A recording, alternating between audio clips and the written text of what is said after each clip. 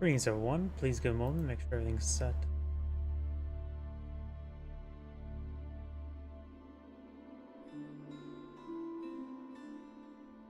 Twitter is going. Rumble, are you going? This should be going up relatively soon. Of course, for me, some other reason my main menu for Age of Empires 4 is incredibly laggy. Of all the things I have performance issues with this game, it's that. I have no idea. If anybody can explain why my main menu of all things is laggy as all hell, I get better frames in a loading screen, and those are designed to be, you don't get good frames. It makes no sense to me. You know as well, the stream may be a little bit short. I am actually a little bit tired. Blah, I can't even speak. So I got some cans of caffeine next to me.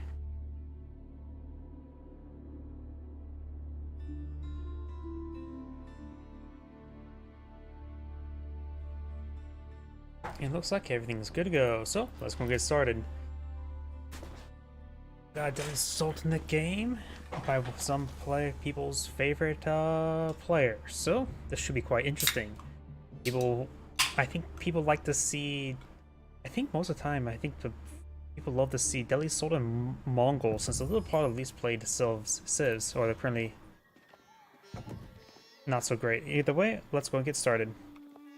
Greetings everyone, and Grade here for another Age of Empires 4 replay. Well, on bottom or top right side is the yellow Delhi Sultanate. We have Beastie. Spawn on left side is the blue Holy Roman Empire. We have a 3D printed cat. This is going to be our first cast for today, and I am out of it already. Need to get a moment to warm on up, and this replay, if you look at the length, it's going to be a decent replay. Well, it says Delhi Sultanate. I have a streamer that many people like to watch. Blue does find a handful of sheeple, 3. When it comes to field generation, yellow does have some berries being collected on up. Got some more berries up here next to a local doggo for some head pats. Gold here, and he is collecting the backline gold. That's actually the farther gold, isn't it? Nope, that is closer. On the mini map, it looks like it's farther. Then again, I'm getting that mixed up with a berry deposit, not the gold deposit. I'm just going crazy.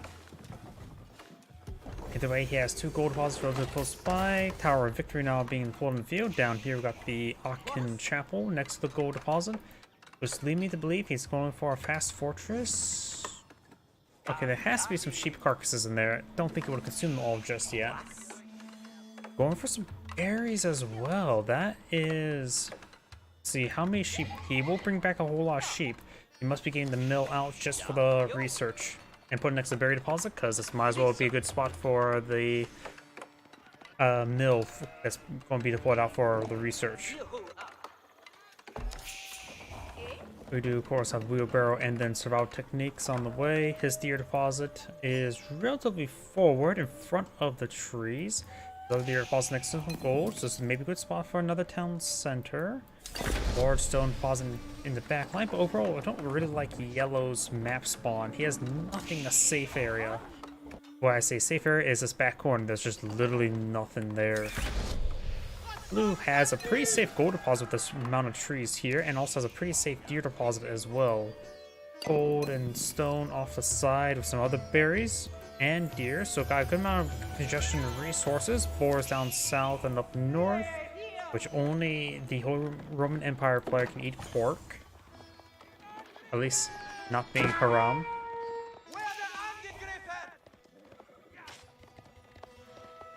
Either way, we got, of course, the various techniques going. We do have actually a fast horticulture research. Should also help with the sheep collection as well. So it's not necessarily a fortress rush, but... You know, I'm not so sure. I would assume there's going to be a fast not fortress, that's Age of Empires, a fast castle. With the place in that, Akin Chapel, but he of course got a horseman out, which means a stable. He's going for another pair of horsemen there. So he is going to be aggressive with these horsemen. Delhi Sultanate can plot some spearmen for defense. He does not have a barracks on the field, so you still have to get the hardened spearman research. Got forward town center here at that deer deposit and collect some wood. There's a lot of villagers here, not enough space for all these villagers to hide away. He has 14, this has 7, so you'll even be more than one outpost for safety. Putting a lumber yard there, which he does not have. Of course, get his research progressing. We also don't see a mosque for any... We don't see a mosque. There's a mosque now. It's a late mosque.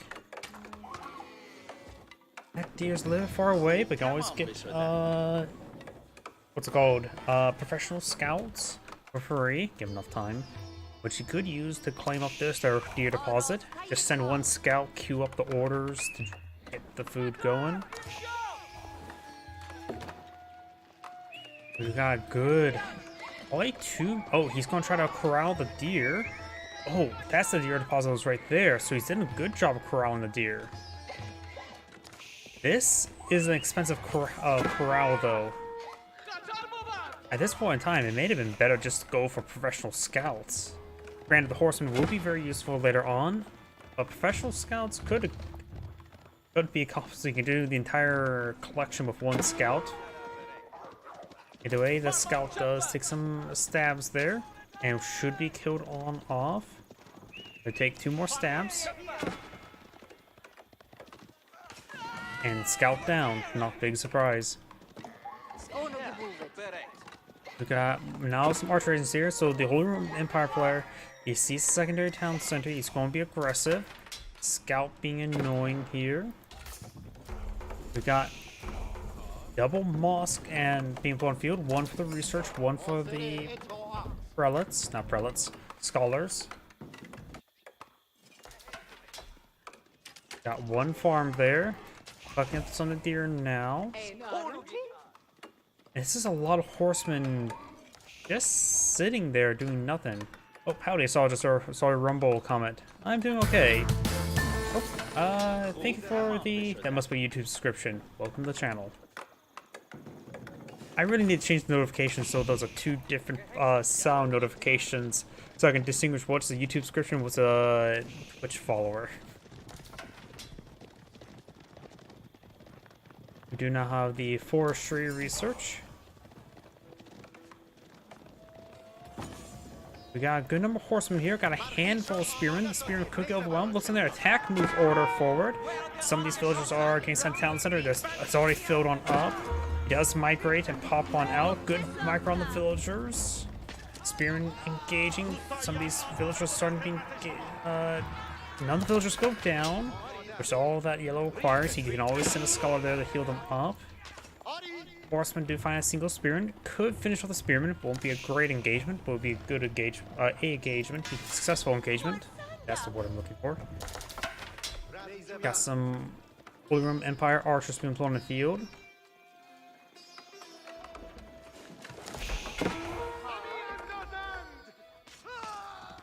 Spearman does go down there. Does throw some stabs on the scout. We got a good number. Got a battering ram here as well. Blue's going to try to close out the game now.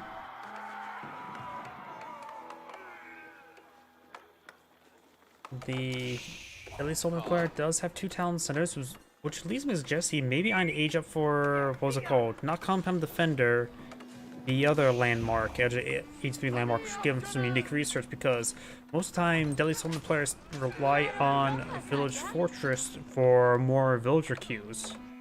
But the fact he actually has 2 town centers suggests to me he's not going that. He could still go for it. Either way, he's pretty close to aging up, but the amount of archers and horsemen and now battering rams in the field. He's seen some, I think he saw pretty much all of this. House of Learning, that's what it's called. We can get some pretty nice mana arms as Deadly Sultanate. You can of course get some increased attack speed from the Tower of Victory. You can also get increased damage from the Keji upgrade. Deadly Sultanate can get some pretty good mana arms, even though they're, just by looking at them, they seem pretty generic, but both over light landmarks, they can be quite nice.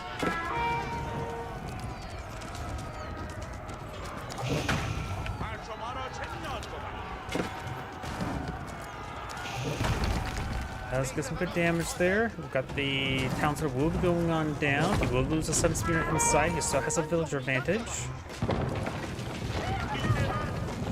Villager is trying to run away. Well, I suppose it's the best direction. This way will go straight into their spears and arrows. This way at least does pull his army away, giving some more breathing room. You now have House Learning has been built. You need to get some Man-at-Arms. Man-at-Arms right now will just be generally pretty good. Lancers as well. Let's go for Man-at-Arms.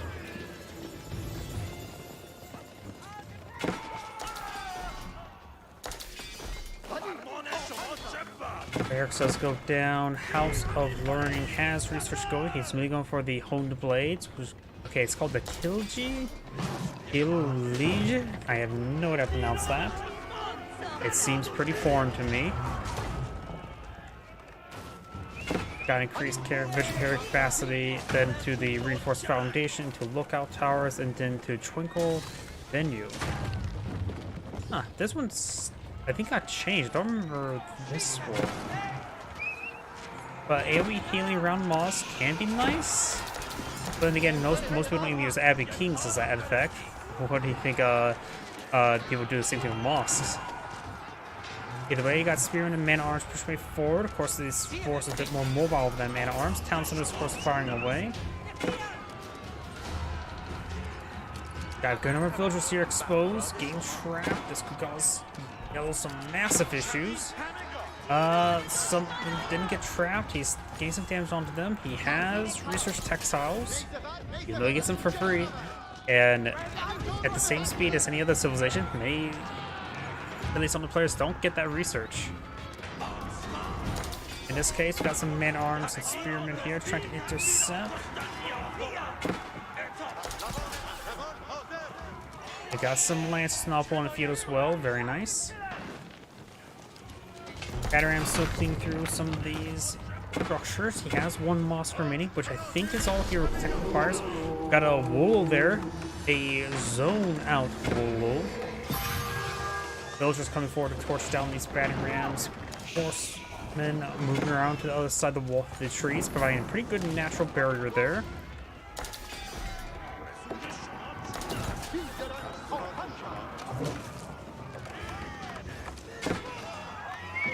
Yellow has army of 17, going for more Lancers and more Scholars. Members as well as armies inflated by the Scholars.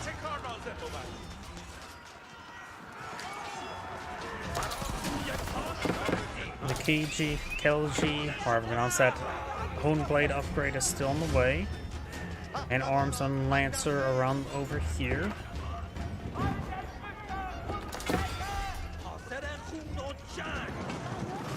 We've got some feudal age Man-at-Arms being put on the field, but right now they'd be far inferior quality to the Delhi Sultanate. Not only they're down in age, but of course the Delhi Sultanates will have increased attack speed and soon be increased damage. And combining attack speed and damage, they can get some pretty good DPS on them. Right now the attack speed is 1.12, which is pretty nice. Has some blacksmith research going for melee armor and range armor. I say if it's going for a lot of melee units, that makes sense. Horseman base damage is quite visible.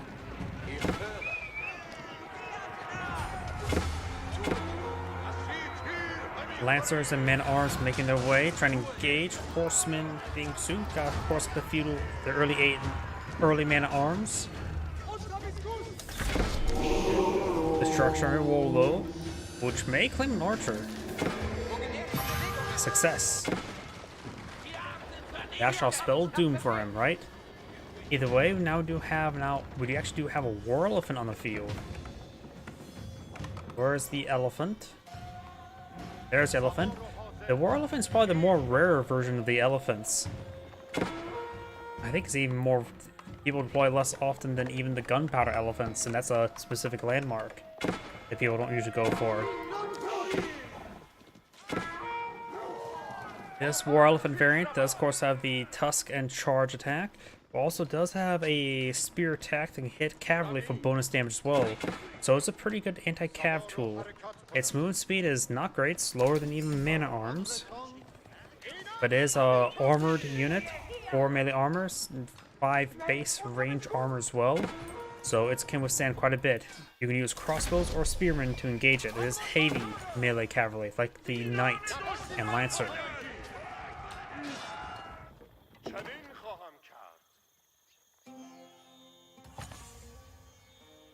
And oh, yeah, and then there's also heavy maces. It may be a good idea not to go for any more war elephants now, since his opponent has aged on up.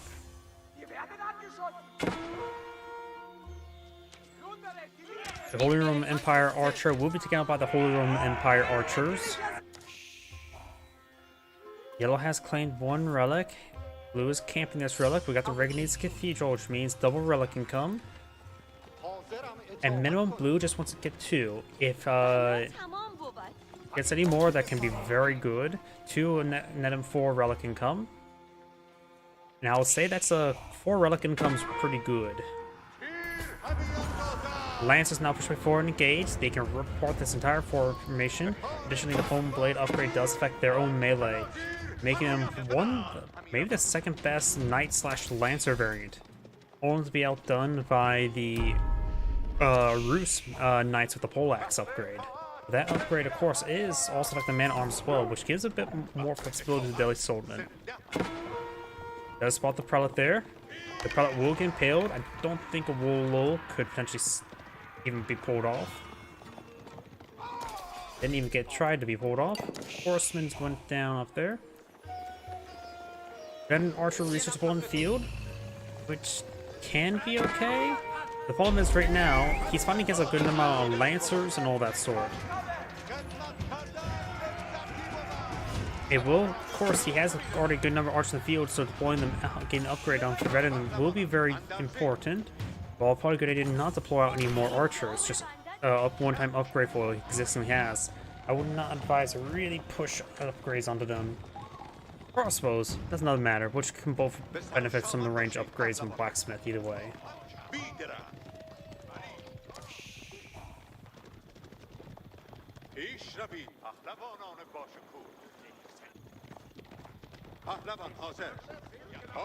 Ghazi Raiders may be a good option against the Holy Roman Empire, but Ghazi Raiders is more of a soft counter than a hard counter with man-arms.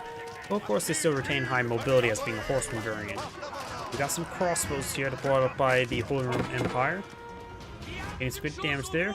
Bataram showing that Mill who's boss.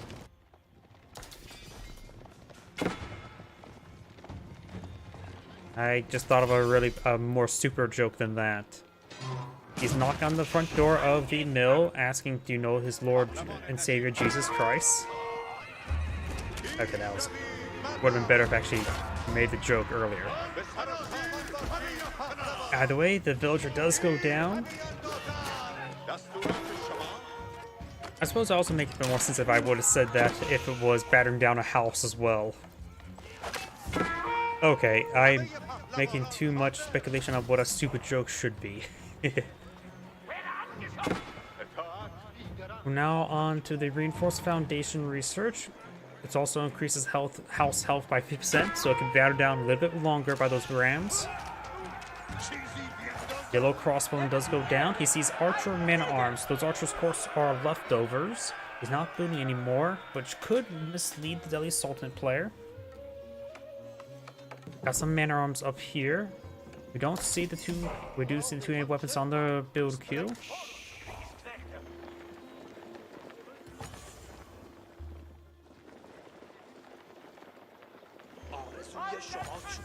The blunt weapons does. It's a commissioned avatar, so it's custom. We do now have the man-arms getting. He deleted them. He was pretty close. I would say it's 50-50 coin flip whether or not those guys were converted. Back to the avatar. It's a custom avatar. Since I like the Mongols and Age of Empires 4, I got a avatar that's Mongol based. Rather than my old Wasteland Fox I had. Either way, we got all these forces moving around. The Honed Blades does give his man-at-arms +3 damage, plus he does have increased attack speed. He will be fighting against +2, +6 damage mana arms in 1v1 between the two mana arms. Increased attack speed will be nice, increase in damage, but I think they'll still be inferior to the Holy Roman Empire mana arms. Don't know the exact math off the top of my head. I believe that is the case. After all, 20 damage versus what, 16 with slightly faster attack speed? Does improve the attack speed by 20%. So effectively, if you were to compare the two, 16, yeah, it would have to be 25% and then they will be equal. 25% fast attack speed, so they are slightly inferior, but honestly, only slightly. Magano fires, gets a small splash hit there. Belly Sultan man arms keep their distance.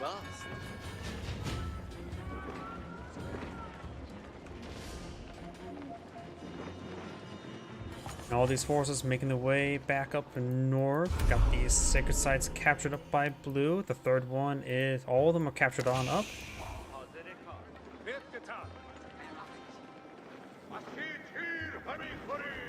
Got a handful of Mangonels here that can help put holes in the ranged forces. As well as Mangonels in Age 3 do quite well versus infantry, assuming they get good splash damage. So they can be quite reasonable in fire support against the man arms.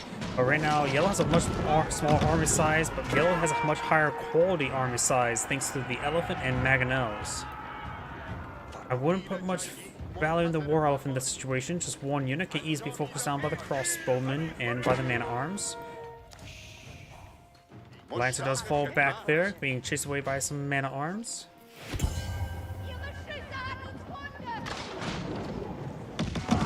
Great volley there. Even get some man arms there. He does not want to deal with those Mangonels. Got bombard placement being researched. He has gone to H4. I'm assuming it's Palace of Swabia. Yep.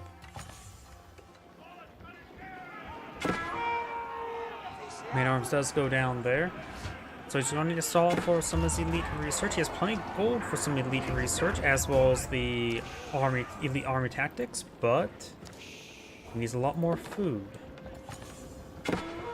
Their deer deposit still has a deer here. Man arms do take out the Lancer. Of course, got Tideform. Blue has claimed up 3 relics, so that's actually very nice for Blue, claiming up that many relics.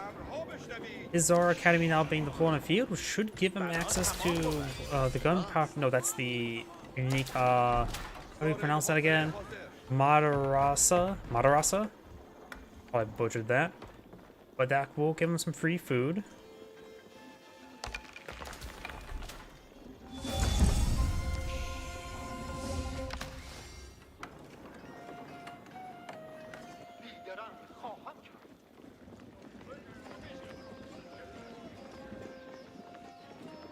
We got a Culverin and Bombardment being deployed on Elf. Very nice. I can help him gauge the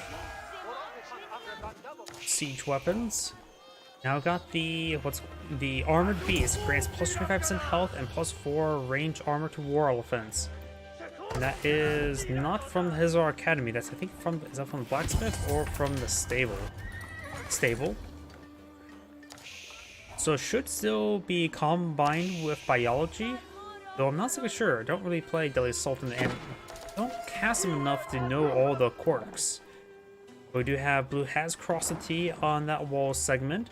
You can always just build more walls back here. There's only a slight stone increase.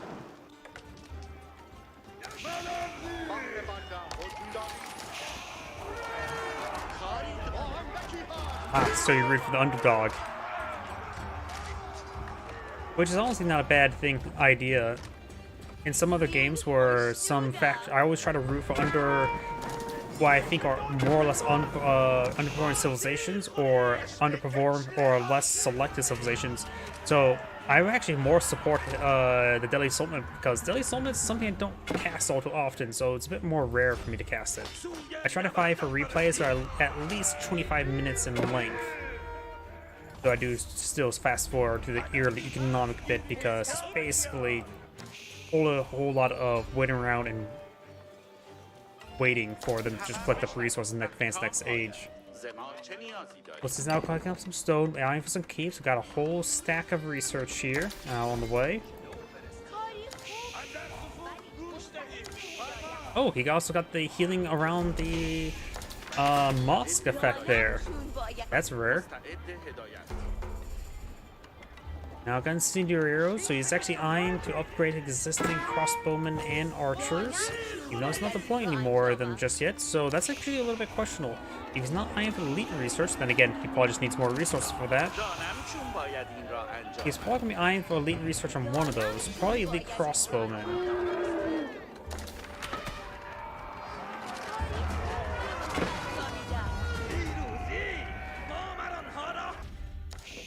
You now have an outpost over here. Man-at-arms trying to intercept. I think the outpost will get built. Nope. Barely not gets completed there.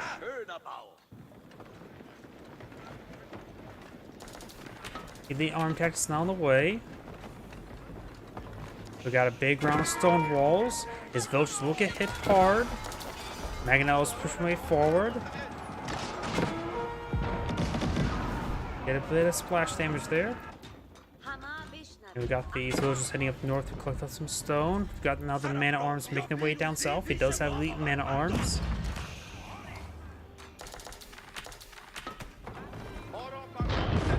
Bombard now engaging structures. We've got a pair of culverins back here as well. Right now, blue has an army of 83 versus an army of 69. Yellow does have a much nicer value as well. And the local doggos, the manning head pats. Got some villagers on top of the walls, which can provide some protection. The stone wall gate, however, has seen quite a bit of damage there. He could actually throw his crossbowmen and hand cannoneers up there to get a little bit extra range. They will be in range. And he can still throw them up there. Actually, either player can throw them up there at the moment. Which I don't believe people use that capability all too often, or often enough. Does he have the spring gulls there? Yellow's pushing forward with a vastly inferior army. Can't push forward, he needs to fight around some mangonels. Does peel off some of those guys up there. Gold being collected on up. We got a massive number of outposts up there. Keep being pulled on out.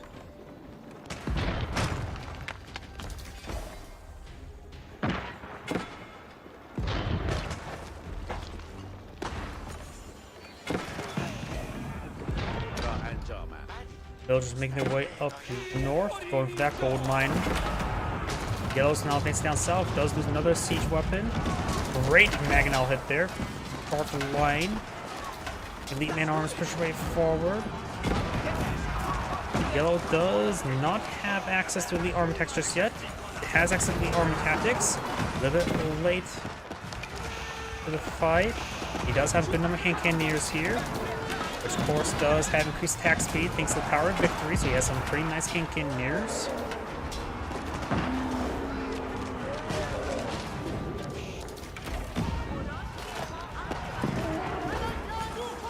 Man-at-arms and spearmen push the way forward. Hand cannoneers being pushed forward by the crossbowmen. Crossbowmen just running the way forward. Another last mangonel does go down. War Elephant making some advance. Both sides have good number of hand cannoneers, but Yellow's will just straight up be superior thanks to the Tower of Victory. But sometimes you can't make use of the high attack speed. But against Holy Roman Empire, who tends to rely on more man-at-arms, they can get their attack speed off. They will have a lot of targets in front of them. We do now have, what's that? The bombard emplacement being interrupted. Well, as a Deadly Stoneman player, doesn't really need to worry about deploying battle rams. He has the War Elephants he can always deploy on out. We do have plus 45 damage versus structures, so 100 damage per strike against structures not the greatest compared to battle rams, but still pretty nice, and they can actually still fight other things. But battle rams, of course, cheaper and more population effective. Bombard does go down. Culverin getting stabbed to death by the 26.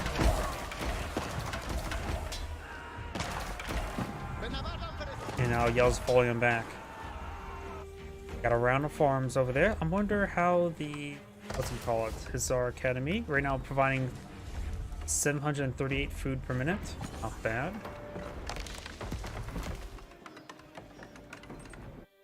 Up north, men-at-arms presumably up here, trying to intercept the gold mine.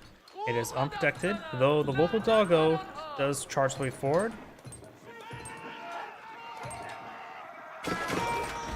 And now these villagers are getting popped in the head.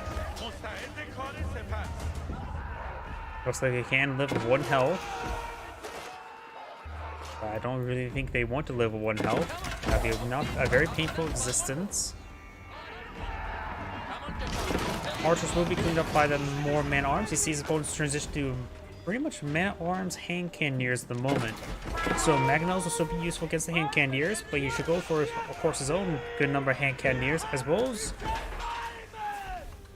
his man-at-arms will still be inferior. But the increased attack speed mathematics will change with elite army tactics. They'll have the same amount of health, but the increased attack speed will make the elite army tactics apply a bit more effectiveness. So there are differences between the two, maybe very similar. Let's take another look at that. Because that's more of a multiplicative effect, which is may actually make them equal. I even off have math that's incorrect. Right now they're doing, let's assume it's man-arms versus man-arm. Both of them, let's assume they're both fully upgraded as well. Which, this will be up not 28, but 29 damage. Versus his opponent's man-arms, which does have a handful in the field, if I can find one. There's some. Right now, it's 29 versus 24, but increased attack speed by 20%, so 24 times 20 is another... Actually, they're equal. My offhand math may be incorrect, but at this point in time, the two man-at-arms may actually be equal. Whoa. Does Deadly Assault have that high a quality of man-at-arms? Most people, I've been seeing a lot of more of my previous Deadly Assault players, they tend to go for the reduced scholar cost. But the Tower of Victory is incredibly powerful and does provide massive effects throughout the entire game. But that, along with the House of Learning, your man-at-arms could potentially be equal to the Balloon Empire man-at-arms. Roughly. They may be ever slightly weaker, but their effectiveness is not tailored just to fighting versus heavy, so at least Solid may have the best generalist man-at-arms the more I look at that. Somebody may need to redo my math, but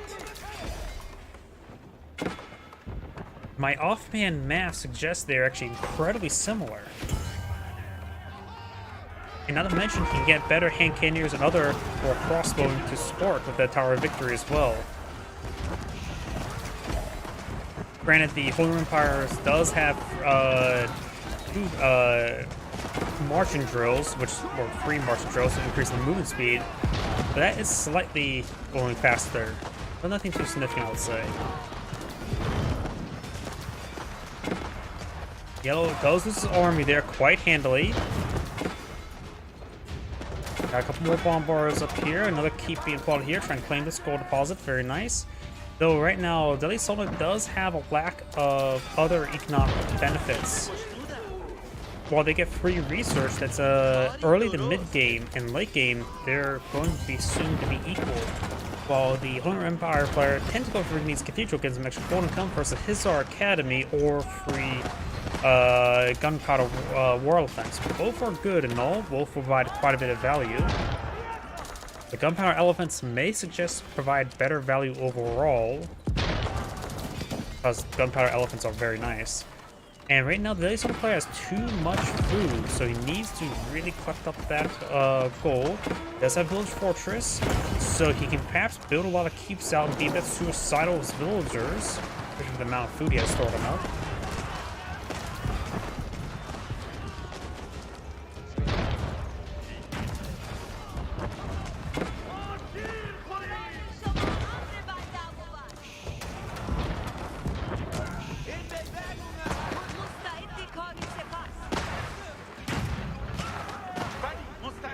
He is one of those good number of villagers, but like I said, he has plenty of food, but he is not below 100 villagers.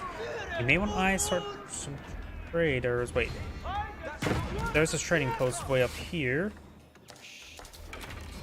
You may want to get some more stone out, start eyeing for traders. Their only real economic benefit that at least Soma has for the late game is improved gold income from sacred sites. It's like plus 25 gold per sacred site, so that's not exactly something to write home about. That's more of early game rather than late game. Got some good hits on the bombards. And the free other resources as well, it does save you quite a bit of value, but and so the game goes into ultra late game, the extra free value is going to be a lot less less impactful. Elite man arms being engaged, hand cannoneers firing away. More hand cannoneers there. He is pulling up some spearmen for the front line. He had plenty of food and wood for a time frame, so he now has some gold to work with. I still think he should eye for some traders at the moment. Start trying to procure that. He doesn't really have a whole massive gold reserve, and he does have some spare villager population, perhaps a good point of view. He is kind of a good amount of gold in the map, that's for sure. Man-at-arms pushing down south. Good number of scholars here to hold the line. And cannoneers firing away.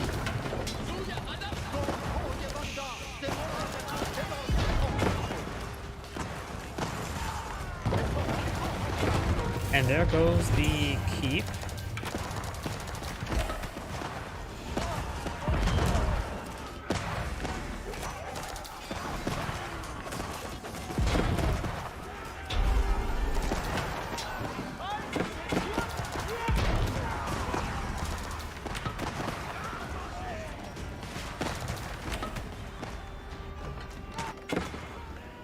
And arms of spearmen do fall back there. Got a good number of Holy Roman Empire and cannoneers.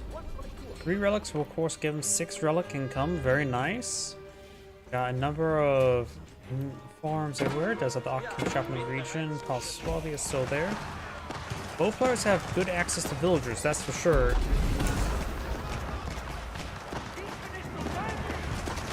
I wonder how the Hizar Academy is coming along when it comes to food generation. 800 food generation is quite nice. Don't know how much value you can put on the gunpowder elephants or the deployment time. I think it's like once you get 1 for every minute, and which assumes it's 1,000 each as a reference point. So perhaps 1,000 resources per minute as our reference points, but I don't know how to evaluate that off the top of my head. Either way, the Hizar Academy will provide constant food generation. The gunpowder elephants, of course, require a spare population.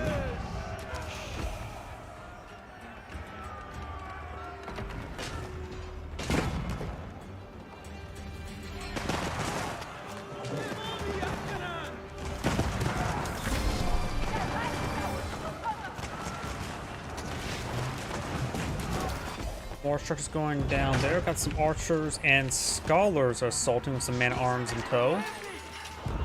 Unusual composition. The archers are not going to be super useful, but he is putting a massive number of them, probably because he has wood, not coin, in reserve. He has plenty of food.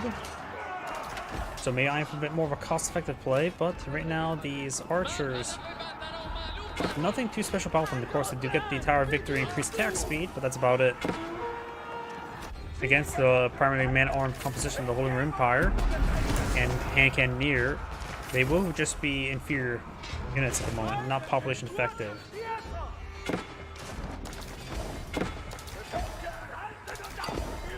$230 stone left there.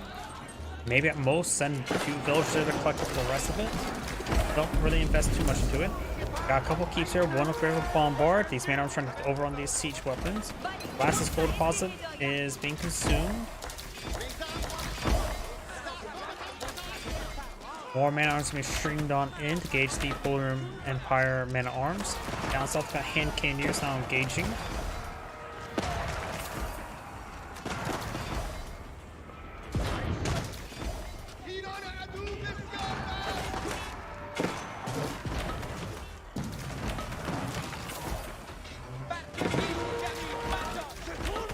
Up north, got the couple of the yellow villagers going down.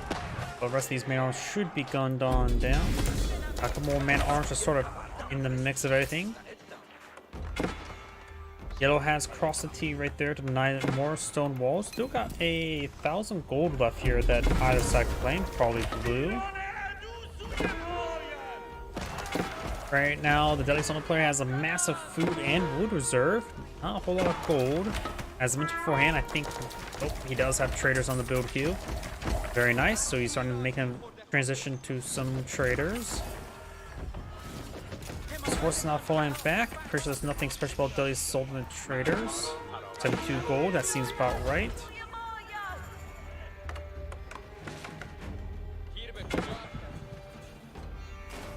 Down south, yellow. I don't know how if they managed to build walls so close to each other, but they did. A little bit cinematic, honestly. By the way, one of these bombards do get spotted. Still be picked on off. Scholar trudging way forward to get some healing on in, but they will get popped in the head.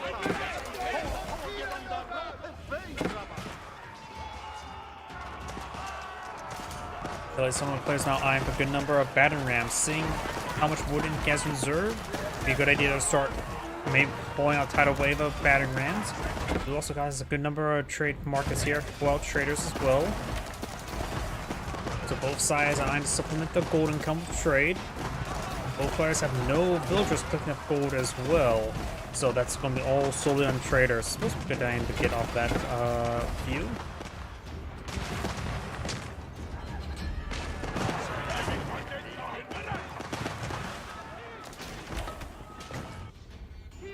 All units making their way down south. We've got some men-at-arms being engaged.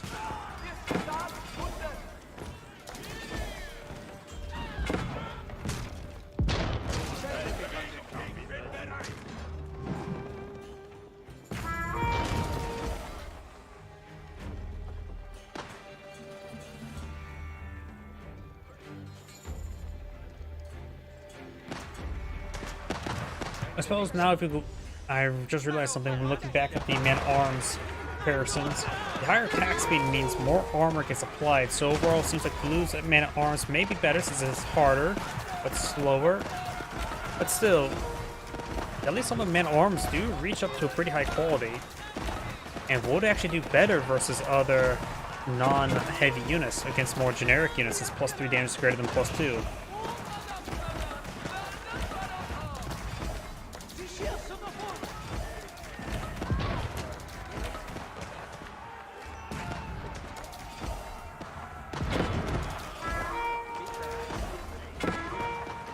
And Cannoneers do get cleaned on up. Bannerum's now engaged in the markets. He has plenty of spares. Yellow does have... There we go. Got some hand cannoneers here. You can actually throw them on top of walls. The walls should allow them to range them. Also trying to cross the T here. He can also potentially build out a keep. He does not have enough stone for it. Maybe worth actually build... He does get on top of the wall. Very nice. They also allow him to gun down the man-at-arms. He can use his own man-at-arms pushing forward as well. Now has a handful of walls here. Blue does delete some of the wall segments. Yellow's building some more wall segments now. Oh yeah, he can build walls with military units. And he has knock-on for a compound of defender, so can't deploy out stone walls and stone towers to protect or assert dominance over his opponent's trading post.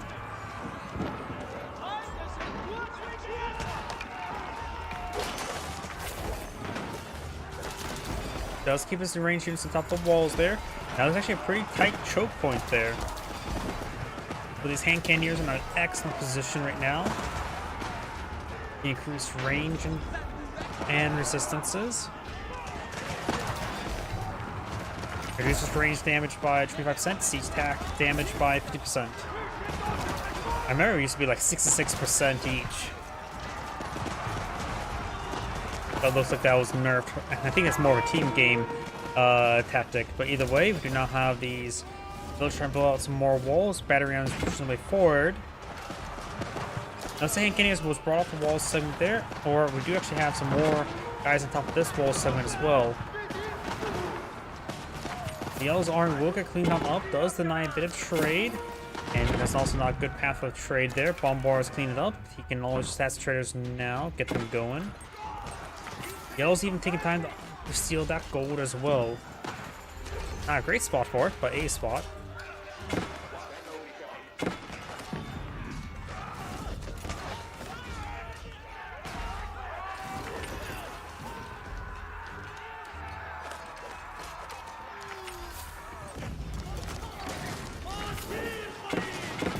We also got multiple tower elephants being pulled in the field. Tower elephants can be upgraded with Haldor research, giving them crossbows, which should make them pretty effective versus opponents' mana arms.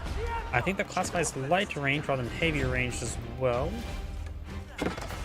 We're going to see some elephants. They're very population efficient. 3 population for 1,000 resource unit.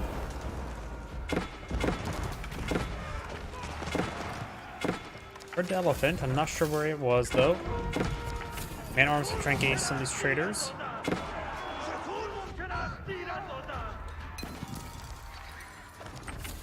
Blue's lost a good number of villagers.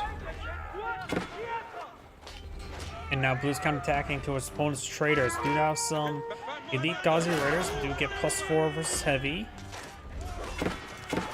But they should still be inferior to in 1v1 versus mana arms, but they should still do some decent damage.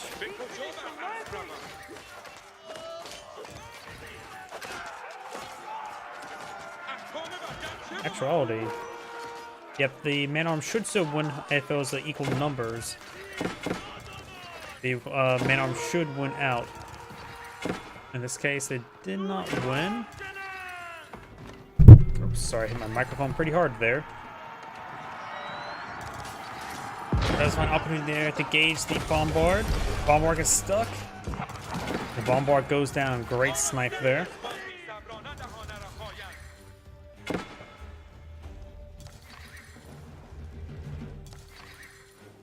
Got a mass Ghazi Raider transition. They don't get affected by Tower of Victory. They have less arm or melee armor and range armor. But they still do some decent damage versus these mana arms. They do retain full horseman speed, but they do attack slower than horsemen.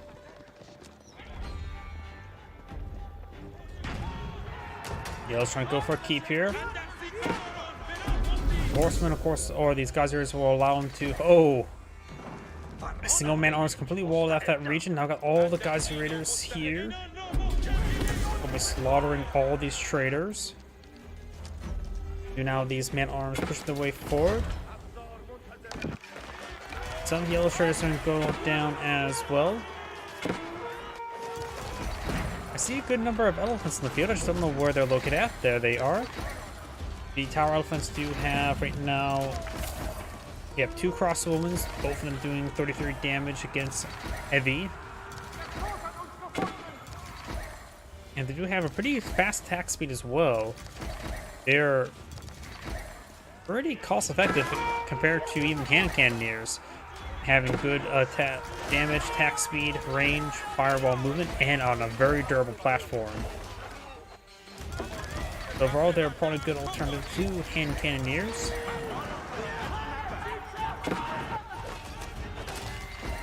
And arms gauging more of the traders back here. Ghazi Raiders moving around, trying to gauge these mana arms.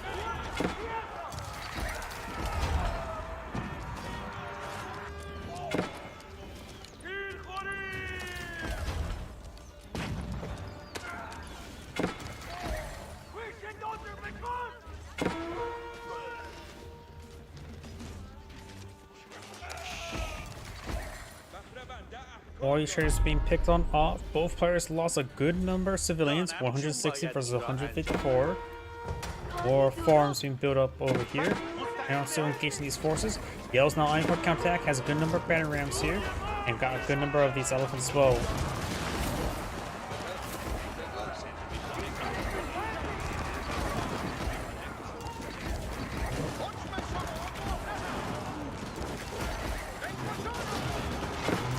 Trying to engage these forces.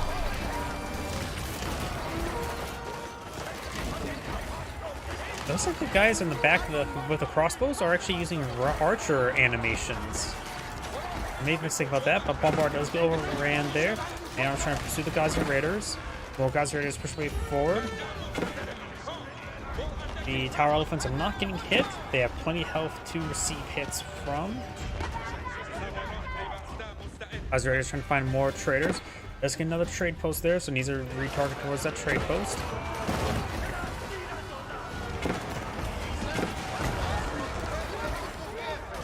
Elephants do also act as a form of battering ram as well, so they're a very population effective unit, both against structures and versus infantry units.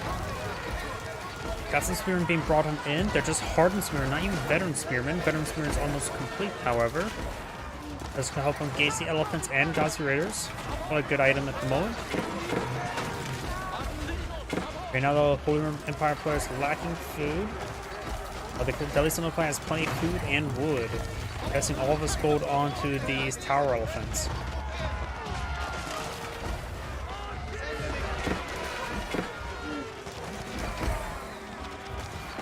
Tower Elephants taking more damage there. More Geyser Raiders pushing way forward. Blue's just trying to throw in all the spearmen, but his economy cannot support all this.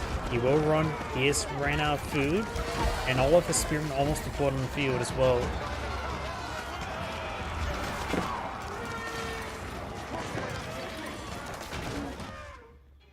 All those guys are just to go down. They'll just torch down some more of this walls, but this market there, it's not really too critical.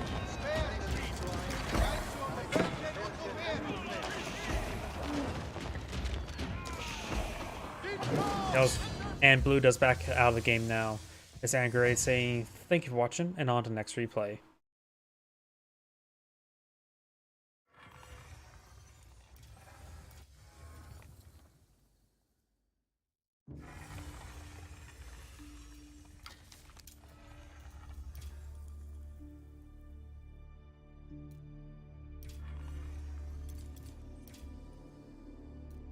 Let's see. That was from the Dry Arabias.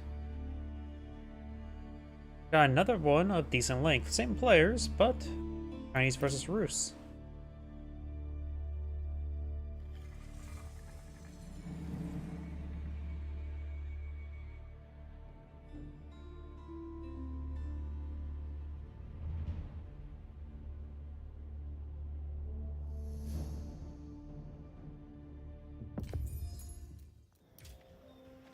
Greetings everyone, and Grade here for another Age of Empires 4 replay. Spawn Blob on the left side as the magenta Chinese, we have Beastie. On top of our left side as the blue Rus, we have a 3D printed cat. Since we do have Rus play on the field, let's switch back out to him. Magenta going straight for, we'll find this deer deposit, very nice. This one back here is pretty safe to collect. And we won't find it just yet as well. Both of Magenta's deer deposits seem pretty safe to me. Additionally, all the gold is relatively close by as well. He could probably put the Bardic in the Sun in this region as well. Maybe right there is a good spot. Yeah, right now the Chinese player has pretty good map generation, I would say. The Rus player has not found his deer deposit. Has found this deer deposit. We'll find a wolf there.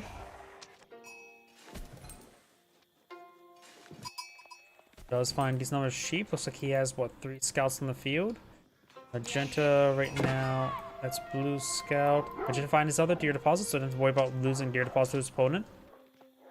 And blue will find his deer deposit and another wolf. He's been finding good number of wolves, hasn't he? Another wolf there. Oh, we got the Golden Gate. That is very nice to see. And with killing off this deer deposit, it will put him tier trait bound to tier 3. Or not tier 3, tier 2. We'll check back on that a little bit later. But we've got Bardic in the Sun being put on the field way over here. Okay. He's going to seize the deer and Pumbaa. I was not expecting that spot. I would just assume like a good spot would be right around here or maybe here on that little dry patch of grass. Either way. The Golden Gate has been pulled field. Immediately purchased stone, so we got a fast second town center. that maybe the can the Golden Gate make you get the fastest long distance mining? It's 200 stone. Need 350. 200 stone. What is he eyeing for 200? Ah, another charge there. That's what he's eyeing. Okay, now that's interesting. And deploy another town center over here. We do have both Vatican Sun and the Imperial Academy, so he's in the Song Dynasty. Got the Survival Techniques being researched as well. So both players are ecoing up.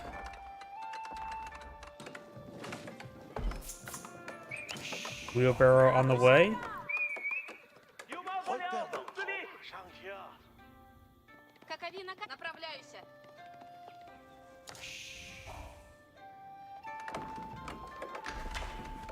Got a wooden fortress here. Since he does not have the problem for a free wooden fortress, he has to actually build one.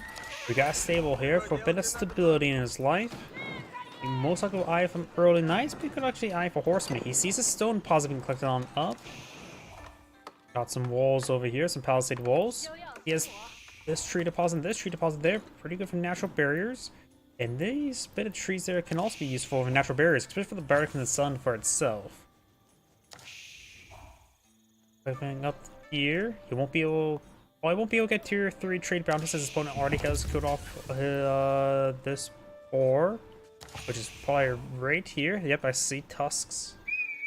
So he will not get tier 3 trade bounty unless he gets the high trade house. Early night now being put on the field. Pair of archery ranges as well. So now we're going to see a bit of aggression relatively soon.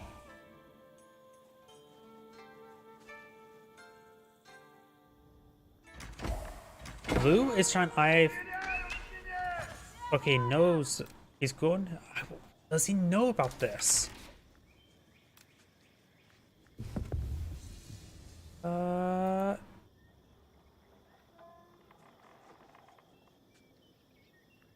Not sure how much he saw this earlier. He's going to contest the deer. This is going to get strange very quickly. We got archers in an early night here. Does he have siege engineers? Does he have a blacksmith? He has a charge there who has recently bought another pile of stone. Maybe for the various wooden fortress research here. We got another wooden fortress here, so we got a tower push. One village does go down, wooden fortress does get built. Going for an arrow slit now. He has put the wooden fortress here. Villagers migrating back to the boar or somewhere back up here.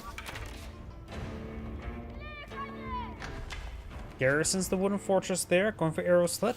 It may be worth it go for castle turret.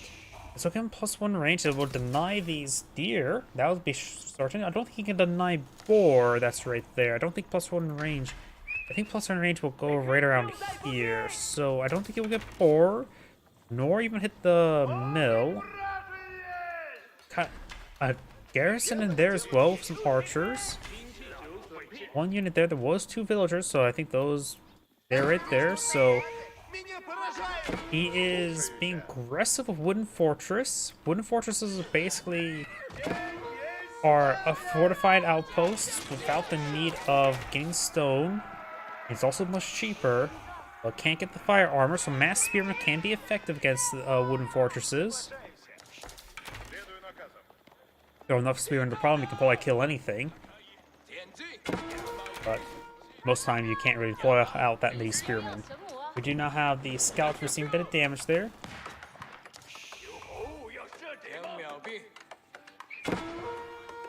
And over here we do have scout down. Ore has been cleaned up over here. The last of deer is being cleaned up now. May want to go for a mill or hunting cabin right there to get up some berries, as well as some gold. Scout down, not big surprise. And looks like Magenta is almost out of sheep as well. Yeah, he has like 1 sheep remaining. He got a lot of berries there. 师姐，您好。 That scout just stabbed the sheep right there. That must have been a blue sheep.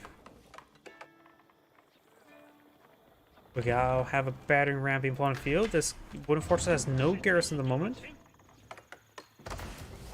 He bought wood with his golden gate, so he's utilizing the charges. Very nice.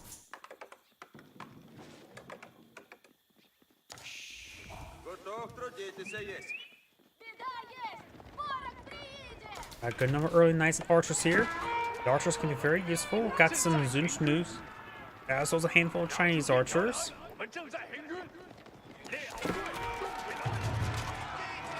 The Russian archers are way outnumbered, and he can't utilize his early knights with these spearmen.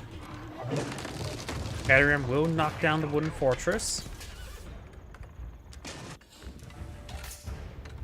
Yep, looks like the last of the deer have been cleaned on up. Now collecting the berries. Or placing there by the hunting cabin should be perhaps pushed up against the trees a little bit more. But this will be a better spot for collecting berries, so what do you want, extra gold or extra or better food income? Pick your poison. Poisonous berries. 您好。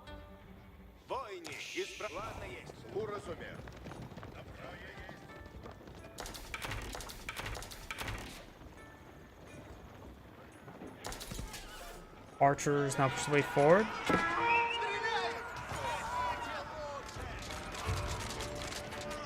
When the Roost archers do go down as well, Roost players going for more early knights and archers.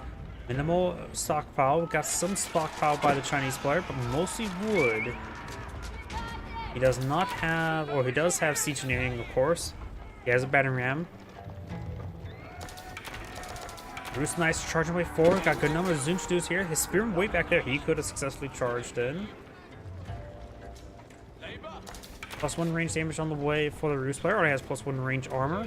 Chinese player already is now going +1 melee damage. Don't know if that makes his spearman more divisible against the knights when it comes to stabs.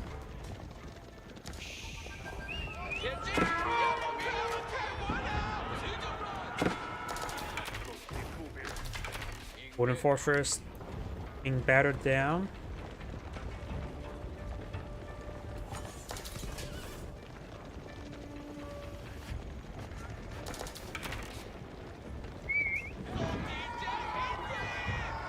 Chinese player has a pretty sizable army. Chinese player has 39 archers versus opponent's 38 Zunchus. Zunchus do offer higher DPS, but there's less range. Good volley there. Oh, and does find a very good number of these villagers. He will retreat on back right into the Roost archers. He's stuck on a rock in the hard place, and all those villagers going down. Good pick there. He is Song Dynasty, so he has more villagers than one, having 2.5 queues versus just 2 queues of villager production.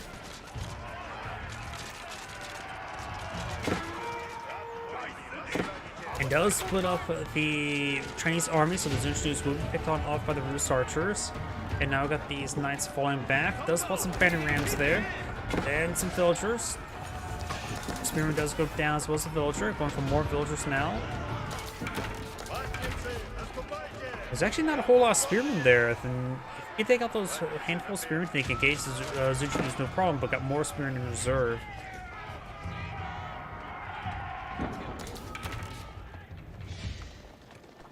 This player is still pretty far from aging on up. The Chinese player has enough gold to age up straight to Imperial.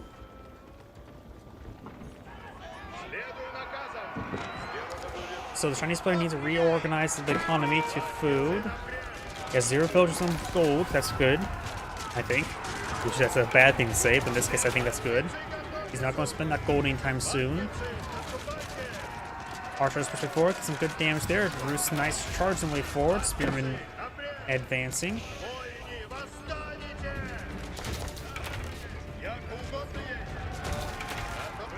Spear brace there, unsuccessful.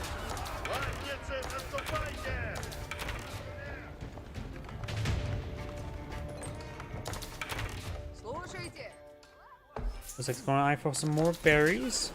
Berries are always a food source, just not a great food source.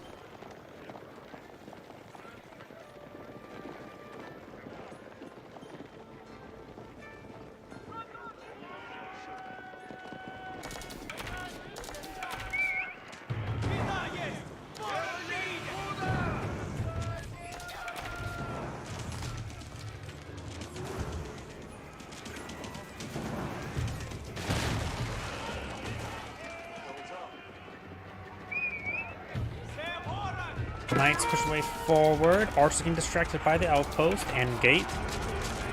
Push away forward. Some of the archers still getting distracted. Spearman does get some stabs on the Roost Knights. Knights charging way forward. Does impact the Zunchnews quite hard. Roost archers firing away. While the best for them to hit the Spearman. Hitting the Zunchnews not a bad target for them as well.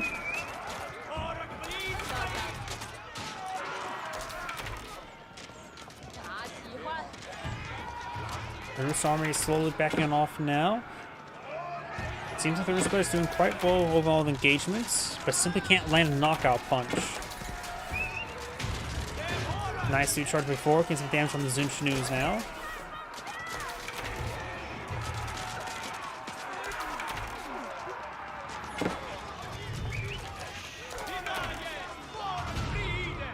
And now the Chinese player is backing on off. Has lost quite a bit of his army. All of a sudden, they just start disintegrating. Got two town centers next to each other.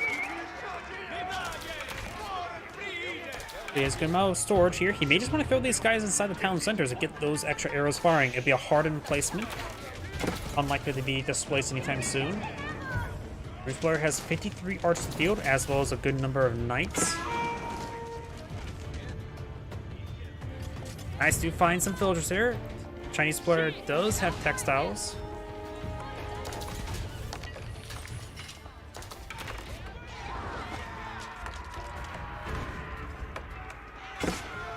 Does get a great spear brace there, and that spearman just got a double kill. Roost archers and knights push me forward. More of the farms being built. So they're going to be triple stack, which is not great. I don't think going past double stack is a good idea. Roost knights charging way forward. Spearman does not get engagements. Some of the Zunchnews being pushed forward as well. Spearman getting some hits there on those Roost archers. We got all the blacksmith research right now for the Chinese player, so he has increased melee and melee armor and damage, while the Roost player only has the archer damage.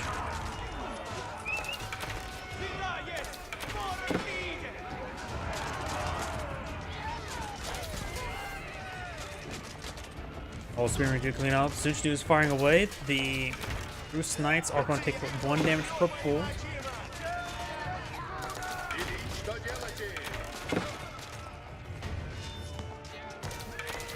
And the Knights are slowly whittled on down.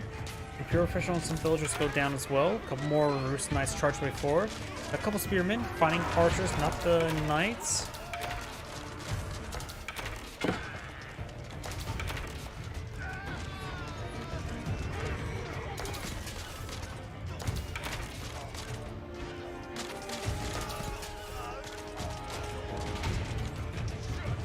Knights do all go down.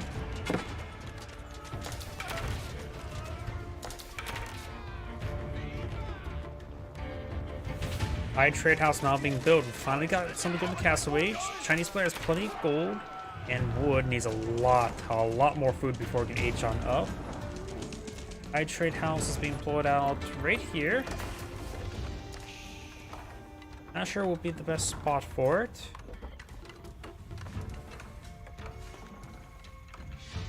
Maybe right there or right around here would be the best, but either way, you will get the high trade house in the field. You probably only get at most maybe 150 gold per minute, even at tier 3 trade bounty. That's my guess. Got some hand cannoneer splits now being put on the field. He's going for a defensive line. He having a bit of trouble with all the heavy armor. He now has consumed quite a bit of his gold. He has enough gold to age on up.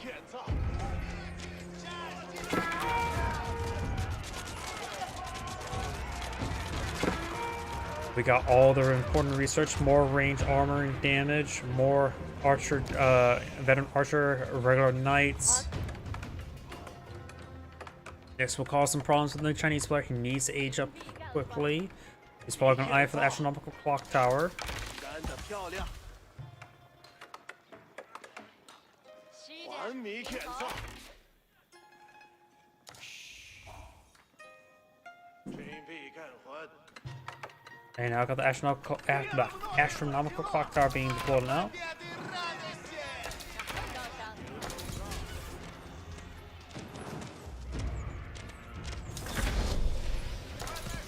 Castle Age has been researched. Veteran Archer or Veteran Zunchnu on the way. May need to get a handful of crossbowmen to help snipe the knights. Because right now, he probably won't do 1 damage against those Bruce Knights. Does not have +1 range damage from Blacksmith either.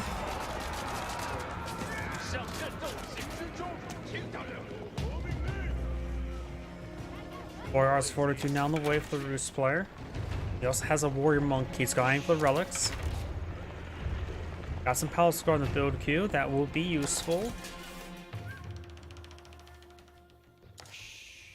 谁要做些什么了？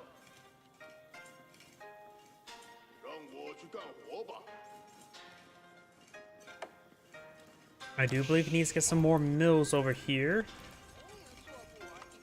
I think triple stacks is too far. Just put a mill here. The blacksmith's in the way, so maybe a mill here and here would be good. We got another hand candy slits. Hand candy slits are pretty cost effective. Zunchnu's firing away, getting some good damage. We're +1 range damage now. Let's put the Zunchnu's damage up to 7. Roost Knights are up to 6 armor, so they will only take 1 damage per bolt, as the same as the previous age. We've also got all the economic text for the Roost player being researched as well.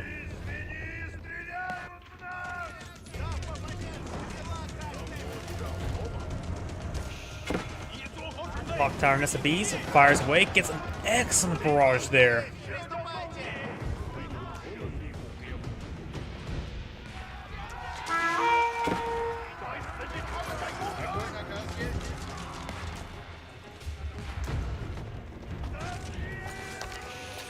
Knights taking some damage there.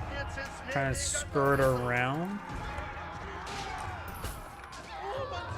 Villager does go down there. There's his archers retreating all the way back home. Knight does go down there. Rest of his knights being pursued. Blue has claimed 2 relics and picked up a 3rd. Relic number 5 is here. Relic number 4 is right there. So looks like Blue's gonna get 4 relics. Magenta should be able to get 1.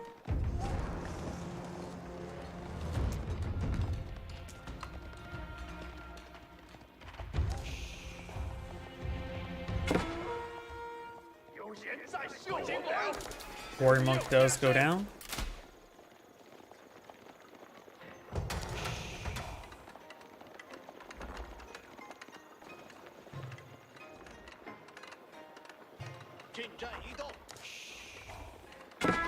Clock Tower Nest of Bees finds a good volley there on those villagers. Does cancel the keep. Knights do go down there.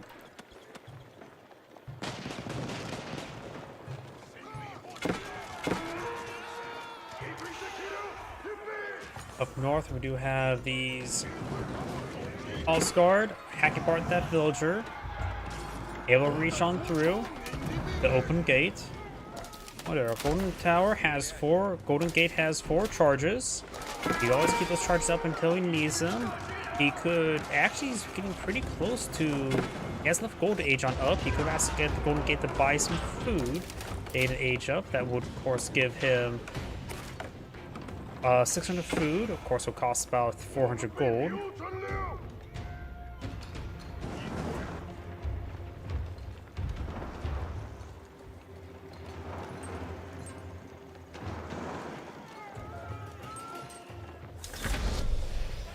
How's High Trade House doing? 125 gold per minute. He has not been collecting up the deer. Nice population of deer here. A lot of forest puppers. They're quite delicious. Do now the Wooden Fortress here, being up here, Spring Gold. Blue's also very greedy, trying to steal the stone here.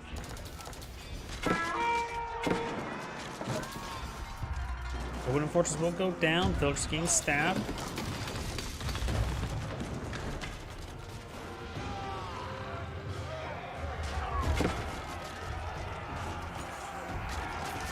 Nice, taking some damage there. We've got a couple war monks providing some Saint's Blessing. Now with the Saint's Blessing, these man-arms have 7 armor. Then again, they have up to 6 armor this age, so they only take 1 damage from Zuchnews. He does have, of course, a Yuan Dynasty, which means he does move fast. Palace Guard, that Spearman says has movement speed of 1.8 from a charge attack. Palace Guard can move almost as fast as Knights. Close enough, I would say. Zuchnews got a handful of crossbows now engaging. Zuchnews should do just fine against the veteran archers. Horseman charges his way forward. Palace Guard and Spearman advancing as well. Bruce players trying to mix in some horsemen. Does have veteran horseman now just completed. Of course, he does have access to Boyar's Fortitude as well, so he has some pretty nice horsemen this age.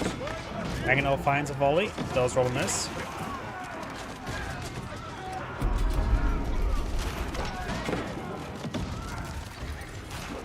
Good amount of damage there. Crossbowman and Zuchnews now falling back, but then probably get pursued by the horseman and picked on off.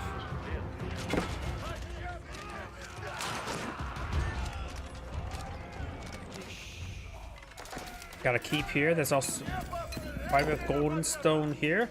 The stone has been robbed by 500. And we're going to have a massive number of villagers here. Enough villagers that you need to, as 2 keeps to stay alive. A handful of forces now to try and engage the small force. Blue gets split up a little bit.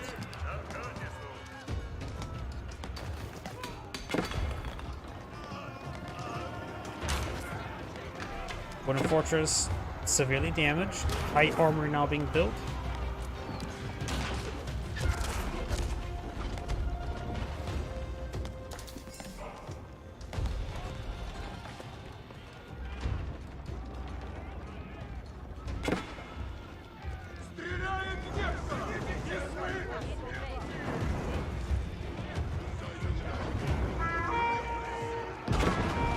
A bit of damage there. Over here, we can now keep firing away, getting some hits there onto that outpost. Palace Guard now engaging this various horsemen. Oh, we got Fire Lance as well. Remember, that is a Yuan Dynasty unit. Most time we see this as an Age 4 unit. In actuality, it is a Dynasty unit. We got now the Great Gatehouse firing away. Not even taking time to finish off these horsemen. We've got the hand cannoneer slits, and the Great Gatehouse finishes them off. So both players now Age 4. High Armory versus the Great Gatehouse. Of course, the Chinese player can always get all the landmarks. Elite Horsemen on the way, so Roost players play eye for Horseman Schultzy. Don't see Schultz in the build queue just yet. Roost player needs more gold and other resources. He has this gold deposit that has 88 gold left there. He still has this gold deposit untouched, unspoiled. Ooh, and it also got a good number of villagers here being hacked apart. And it looks like they're loaded up on gold as well. Trying to claim this gold deposit, which Blue is now trying to claim. These villagers need to get on out of there, take some damage. North got some forces torching this stuff down. Got these forces trying to torch this stuff down as well.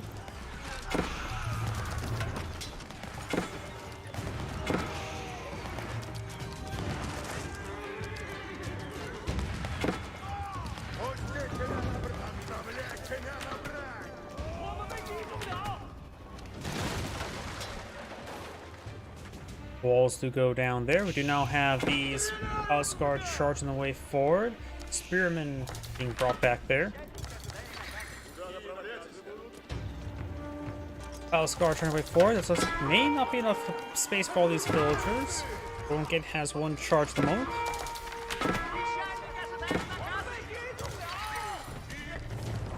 Horsemen or Fire Lances not torching down these structures. Fire Lances do have excellent torch damage at 34. Which makes the Mongols jealous. We've also got some Streltsy on the field, so we've got Streltsy, or Streltsy Spearman currently in composition. This player's now going for Tithe Barn as well. Some of these villagers may be going down. Blue's just getting picked apart by these Palace Guard.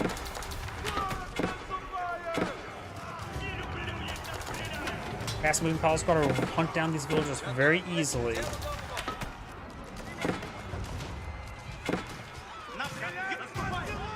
Fire Lancers do go down there. And Blue does back up the game now. This is Great saying thank you for watching, and on to the next replay. Before we get started on the next replay, I do need to use the restroom. Please give me one moment.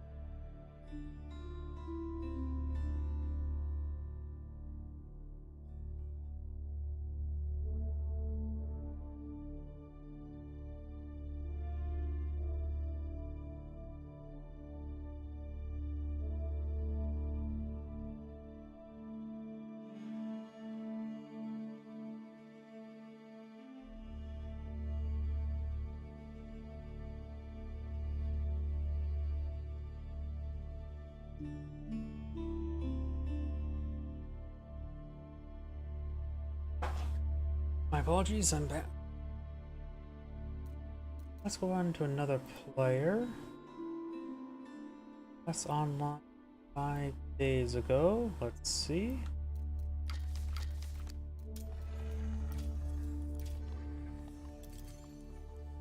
Yep, got replays. Oh yeah, a little bit. I don't really like doing team games. I'm more focused on 1v1s.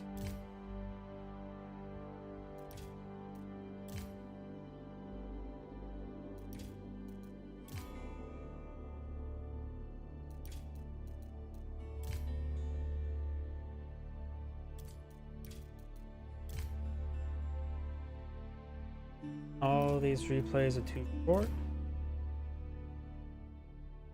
And yep. And then we get to replays from the previous week, which I may have already perused through those.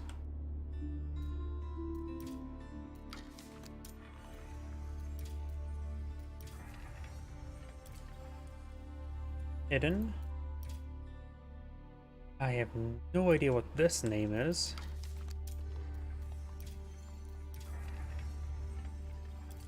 Hidden.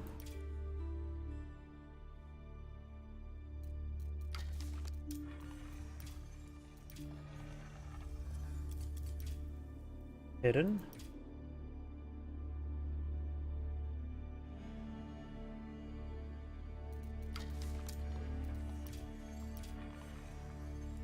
Hidden.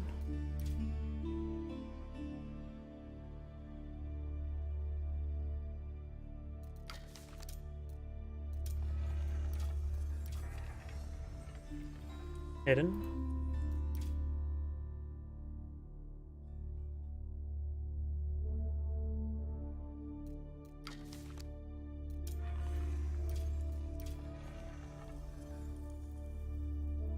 Here we go, got some replays for us to look through.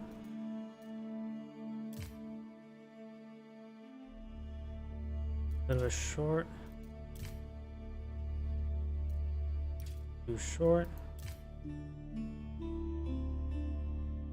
Too short. And this one's a custom.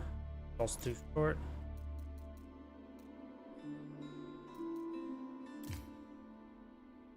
Seven.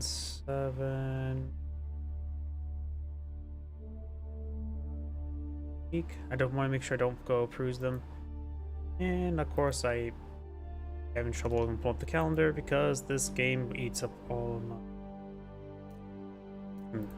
You just gotta be careful, don't stuck in the same replay. Either way, those are all short.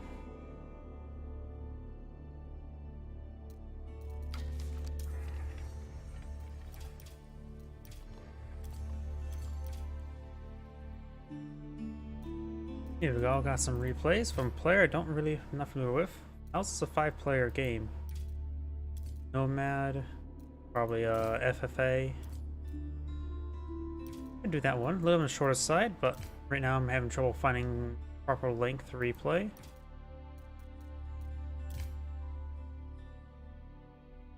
Here we go.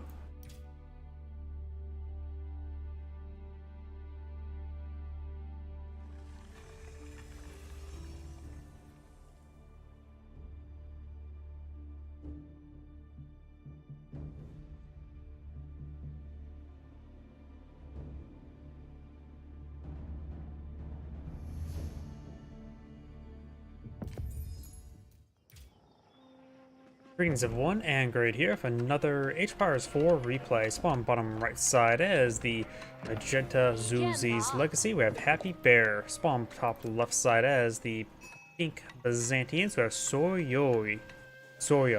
I don't know why the pronunciation on that.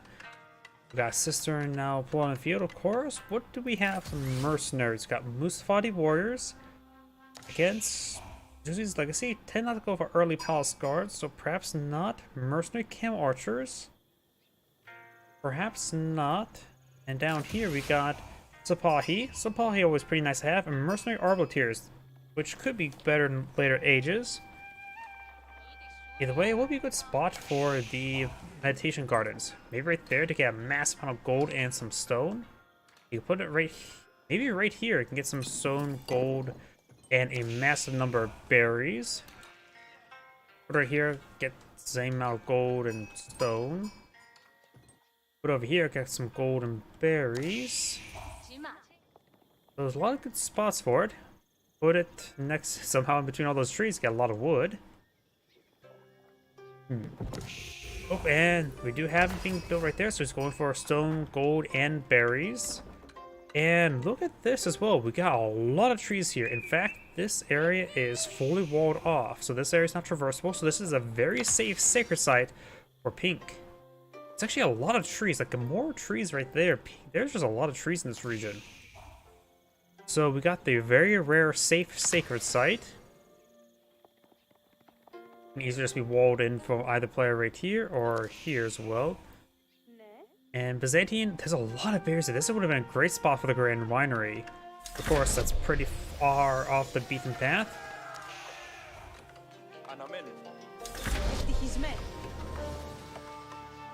We'll be starting to transition to the berry collections now. Got wood, housing, and another cistern here.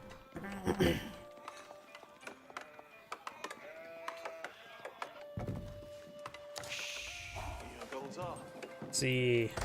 Meditation Gardens are currently providing 70 food per minute, 24 and 24. So 70 food is quite a bit. That will get him a lot of food. It's about 120 per minute.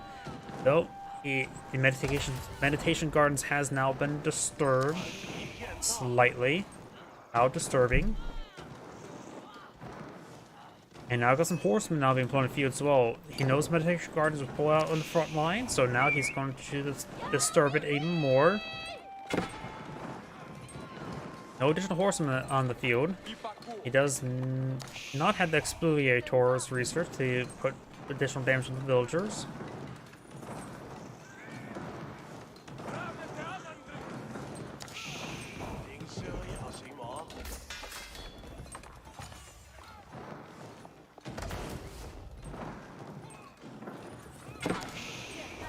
Now I got a round of longbowmen being employed on the field. Looks like gone for Western Mercenary contract, and now got a fast Shaolin Monastery being employed on the field.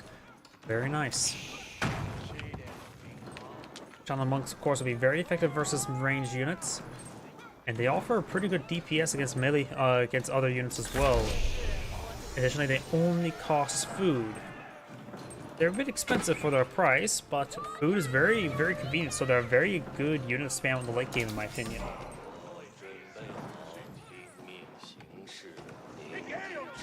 Shaolin Monk pushes way forward. The Byzantine player almost has enough resources to age on up. Got the long bowman moving around. On steady. 你意愿是什么？ And he's going for this relic there. He's still the Tang Dynasty as well. And I forget what the dynasties are for Zuzi's legacy. 自豪。 Oh no, he's going for this relic there. Going far. Is that relic?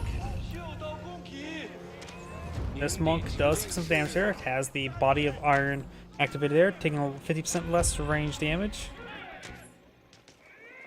我的道路明条， Got some Palace Guard being pulled in field. 会实现。 And the Shadow Monk does go down. 您的指令是？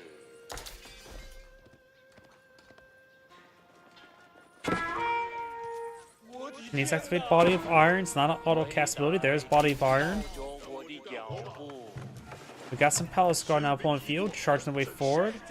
士兵已做好。您意愿是什么？ Does manage to live there. Golden Horn Tower is being built now. 我们被流水了。来引导着我的脚步。 More Longbowman has been pulled in the field.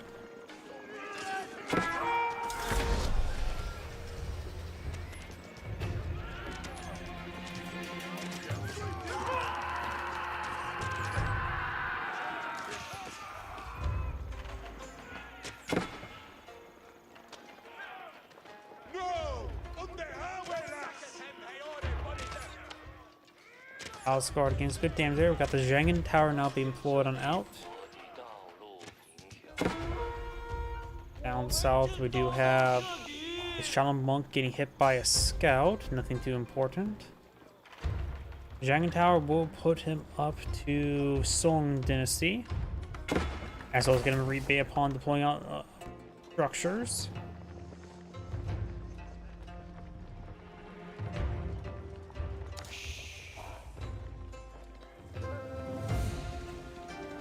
Song Dynasty is now active, and I can't remember what it does. 我准备奔波去。 Longbowman moving around. Got a hand cannoneer slit firing away. This little bit extra stone collection is being very nice to get those hand cannoneer slits going.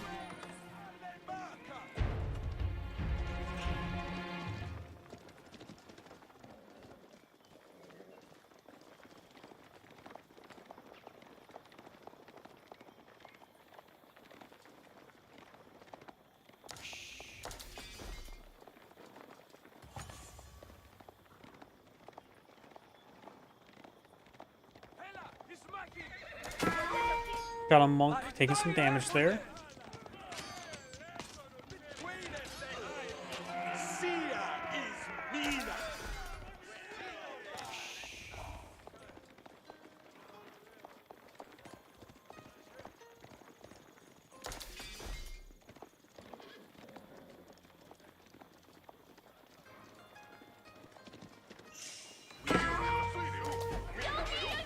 Scout taking a little bit damage there. Shaolin Monks and 让我去干活 Palace Guard charging way forward. Now the veteran horseman research on the way. Got a monk here rolling. He's getting okay. He does. Of course, he can't convert Shaolin Monks since they are a monk. And the Shaolin Monks are batting that monk. Gains good damage onto him. And does take out that monk there. Takes a relic for his own purposes. 照亮我的脚步。 And the Palace Guard gains good damage there onto those Longbowmen as well as the Limitani. Annie, well, I can't speak. Exhaustion is starting to break, set in. Palace Guard does take out one of the horsemen there. These Palace Guard hacking apart the Limitani. 骑兵，关于土地需要探索，送骑兵。我会听从您的命令。 Good damage there on the Limitani. Palace Guard charging the way forward.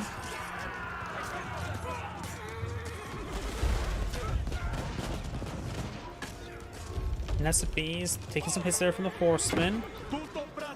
And Limitani does go down. Nessa Bees is a little bit wounded.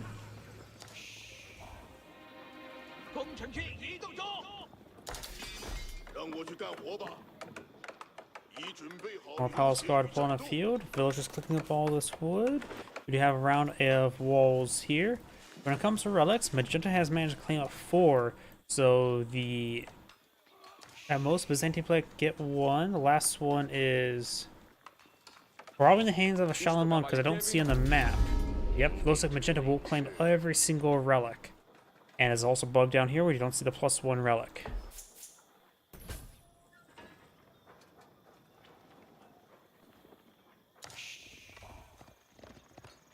Now I've got some range damage being researched for the Byzantine player. So every relic claimed by the Zuzi's Legacy, if it gets to the next dynasty, the Yuan dynasty, then you can pull out pagodas to throw them into. So you can get quite a bit of extra income thanks to those relics.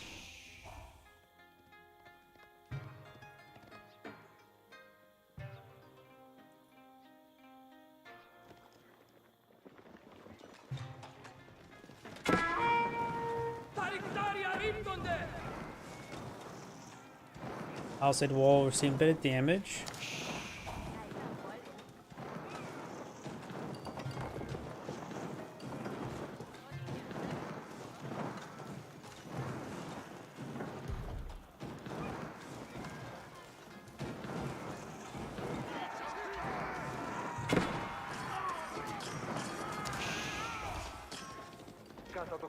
Horsemen are warded away. We do, of course, have a level 4 cistern now on the field. We got a round of lance connects being pulled out from the Golden Horn Tower. We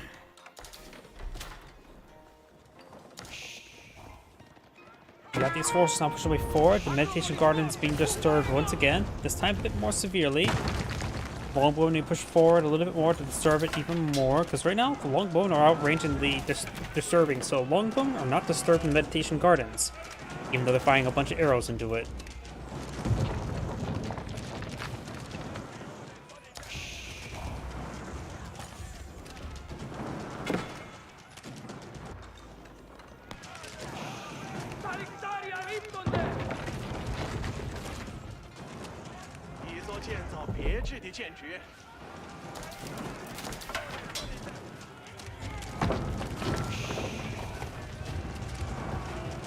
Meditation Gardens will be fully torched.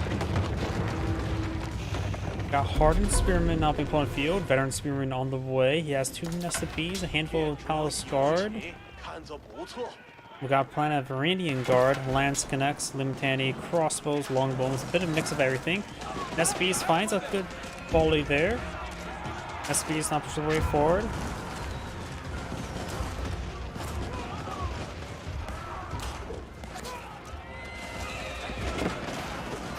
Got a couple close range barrage there. Spearman now engaged the Horseman, able to intercept him. Lance Connects now engaged as well. Good volley there on the crossbows. And looks like Magenta's front line has been disappeared. One of the Nesbees does go down. Crossbow back here. Good damage there on those forces. Close range barrage fired directly. And those lose all the Nesbees to this handful of melee units.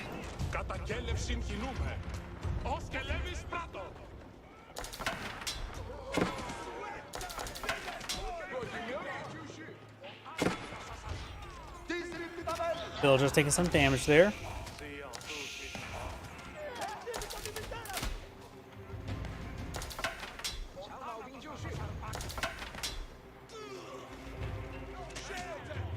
Got a good number of longbowmen here. Pink right now has more villagers. Both have 2 town centers at the moment.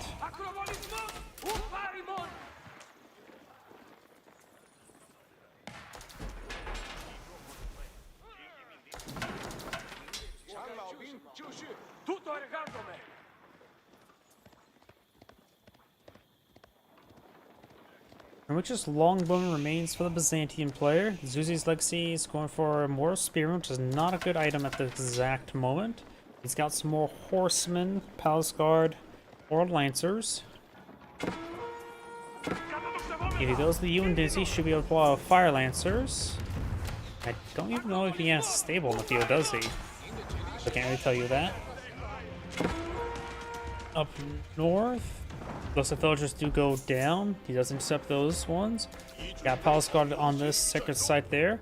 Now we got a cistern here being up with a outpost. This cistern is not only meant for stone collection, but if was a keep here, you can activate the Presidium ability. Not sure how effective reduce damage resistance on buildings by 25% is. It's hard to gauge that because most time buildings are either alive or dead, never really in between.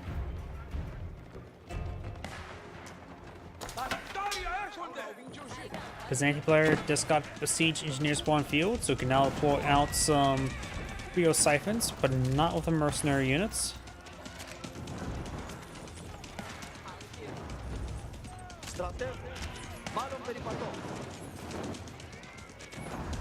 Maybe you can, if I just don't have but just a replay bug. Let's actually see if that's the case. Yep, just a replay bug that he actually can.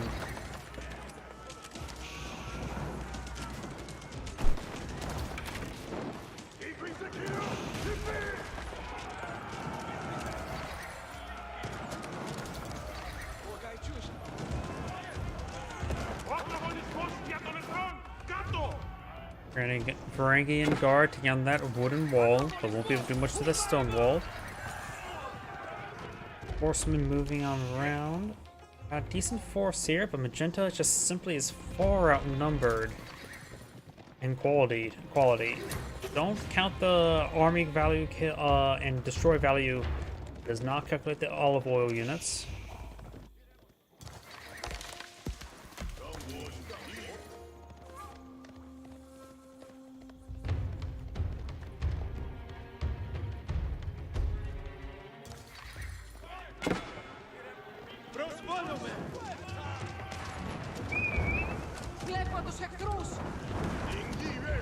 We do have these barracks now under fire. Now I've got a Cryo siphon being pulled in the field as well. Bounce off some basic walls. Barracks does go down there. Nest bees. There's actually a good number of nest bees. 3 nest bees in the field, 4th on the way. That can do some good work. His opponent does have a good number of spearmen. Not spearmen, horsemen. We do have the improved torches, so the torch scout does improve nearby torch damage. So right now these horsemen doing 20 damage per torch. We've now got the Cryo siphon gauging the gate there. Also starting to burn down the stone wall a little bit as well. Good AoE effect. You may just want to manually target down the stone gate because this is burning down. And then you can just start working on the wall. There goes the wooden wall. The stone wall is going to be next.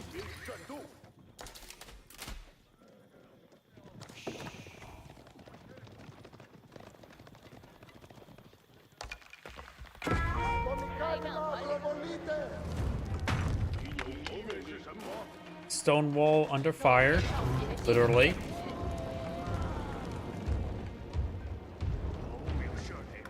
Magenta still has half the army size of its opponent.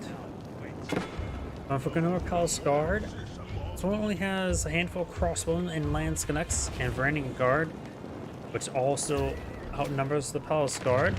There's a handful of, the Zeus's Legacy has quite a bit of crossbowmen, but not a whole lot of targets for them. There's 7 Varangian Guard. Its problem right now is the longbowman. Just to torch down those structures. Barracks now on the fire as well. Magenta's backing on off to that side of the walls. Townsman does go down. He has quite a bit of resource stockpiled up, but he needs more production structures, I'm guessing. He's not currently utilizing everything. I'm not sure what he's doing. He's trying to age up, but he needs to pull out an army. Okay, now he's trying to pull out some units.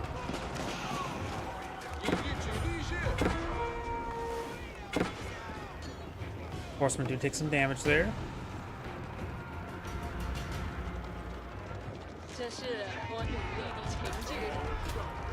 Spearmen take a bit of damage there.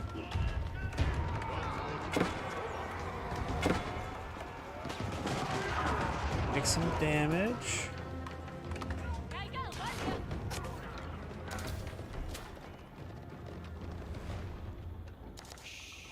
这是我努力的成就。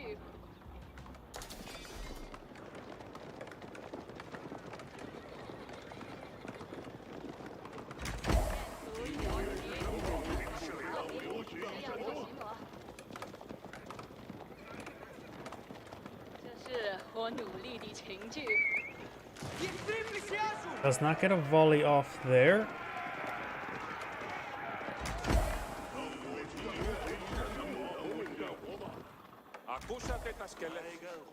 Foreign engineering company Ben Bloomfield will give his veteran longbowman the arrow volley research. Very important.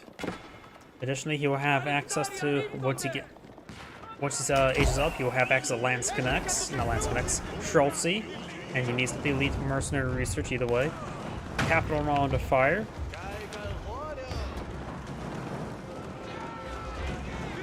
Handful of spearmen rotating around. Magenta has deployed a good number of units now for defense, mostly Palace Guard with a good number of spearmen. But Longbowmen will punch the armor of the Palace Guard a little bit more easily. Spearman charging way forward. Does get hit by a couple Spring Golds. He's just charging way forward. He's going to get ripped apart at the current rate. More Palace Guard being brought him in. We got a handful of units here to engage. Nespes finds a volley there. Palace Guard or Horsemen trying to engage the siege weapons. Horsemen drawing fire of the Nespes. One Nespes does go down. Other Nespes does stay alive. Palace Guards or Nespes pushing forward can bit damage there. Spring Golds take out Spring Golds. Kings lose a good number of Spring Golds. All the Spring Golds are now down.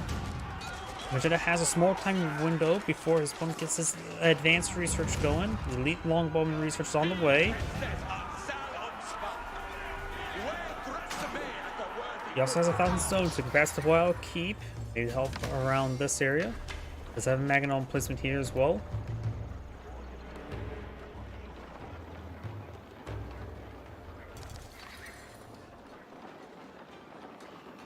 The Zuzi's Legacy player has plenty of wood at the moment. Has a good number of granaries as well.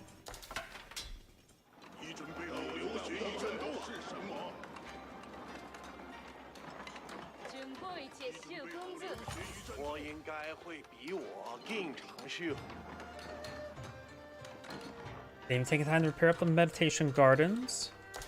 Look at the stone and gold there. He has enough gold to age up, needs a bit more food. And he may need to go with the configurable bonuses rather than the Z's library. The Palace of the Sun, I think it's called. Because the configurable bonuses will give him a more immediate bonus. While the library will take a bit of time to research something that will utilize it. And right now, doesn't have anything to really utilize it. Maybe, what's it called, Breath of the Dragon for Fire Lancer Spearmen? Oh yeah, Zuzi's Legacy can't pull out Fire Lancers. I don't know why that's Chinese, not Zuzi's Legacy. They can turn all horsemen into Fire Lancers. There a Temple of the Sun now being built. Now we'll give him his configurable bonuses. Extra moon speed's probably a good idea to help close the range. He does have elite mercenaries. No elite horsemen just yet. It's going for berserking now. For ferocious speed, I should say. Ferocious getting hit there. Nespes pushing way forward. No incendiary arrows just yet, nor does he have any more blacksmith research going. There's arrow volley. That's a large amount of arrows. Horsemen, lance connects, and other unit forces there will go down. One the Spring Golds, two the Spring Golds go down. Pink's firing away, does have the rolling shredder research. Now he's queued up the nest of bees. And getting picked off one at a time. Good damage there. All those nest of bees go down. Now this is core to his defense. Longbowman just firing away. The elite longbowman's able to punch the armor very easily against these Palace Guard. And everything else just get annihilated.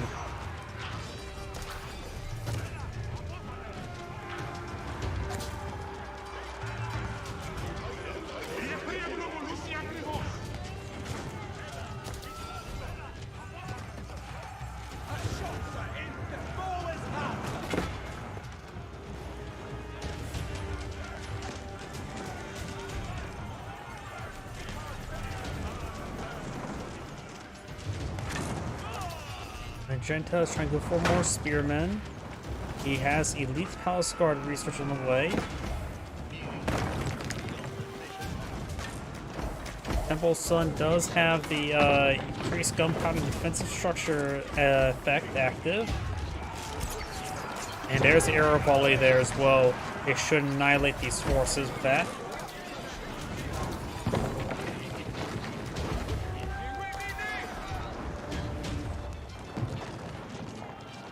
Spearfishers do go down there. And Ink has an army of 100 versus opponent's force of 25. Has some spring golds for defense, but the problem is he can ignore his opponent's spring golds because they pose really no threat to his army. Elite armor techs on the way for the Byzantine player.